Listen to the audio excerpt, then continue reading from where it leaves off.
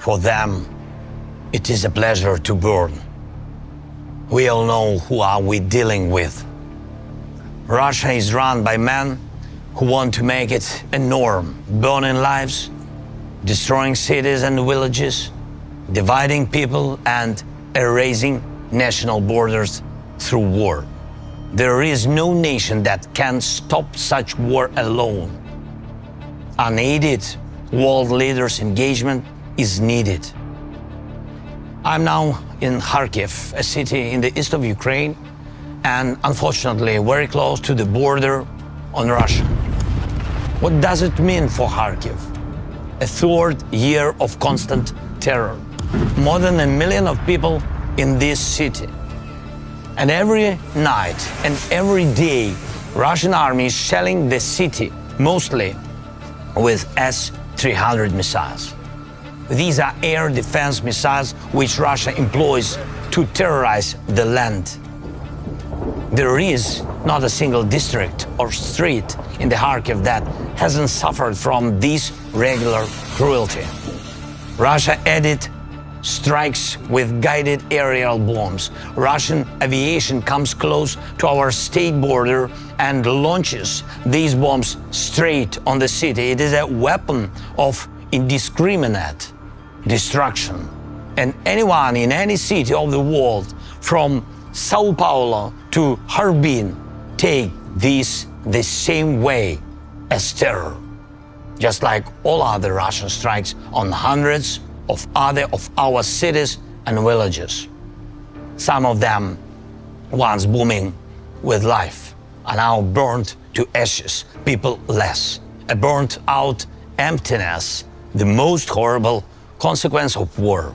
War that we didn't want in Ukraine, that we haven't provoked, and in which Ukraine is defending itself from Russian attempts to seize our resources and territories and destroy our national identity. And the world sees it. Behind me are the books burned down by Russian missiles. It was one of the largest publishing houses in Ukraine. People got injured here. Unfortunately, there are people killed. Temperature of burning here hasn't managed to totally reach for 451 degrees Fahrenheit. But that's what the leaders of Russia need and want, even higher temperatures. And not only on the sovereign territory of Ukraine, Russia is threatening almost all of its neighbor countries. Russia is the only state that captured the nuclear power plant and is openly using it for radiation blackmail. There is nothing that wouldn't become a weapon for Russia, including hunger. And exactly this the world felt when Ukraine was hit by Russian naval blockade.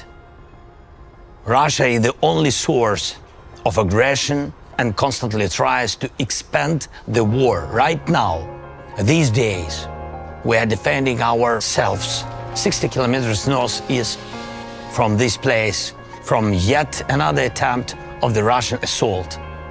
Russia is preparing for offensive actions also 90 kilometers northwest from here.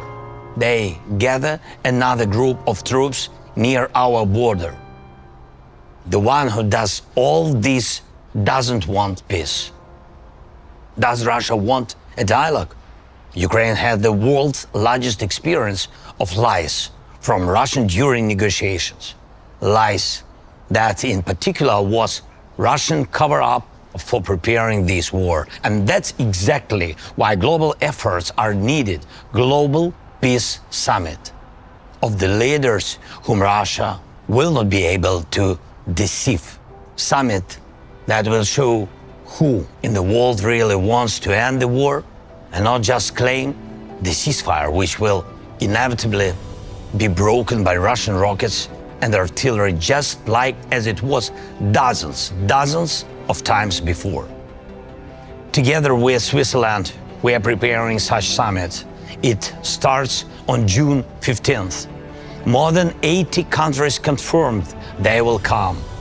And we continue to work with the leaders, inviting them to join the summit. I thank everyone who really helps to bring the peace. And I am appealing to the leaders of the world who are still aside of the global efforts of the Global Peace Summit. To President Biden, the leader of the United States, and to President Xi, the leader of China, we do not want the UN Charter to be burned down just like these books. And I hope you don't want to either. Please show your leadership in advancing the peace, real peace, not just a pause between the strikes. The efforts of global majority are the best guarantee that all commitments will be fulfilled. Please support the Peace Summit with your personal leadership and participation. For all of us, it should be a pleasure to make peace.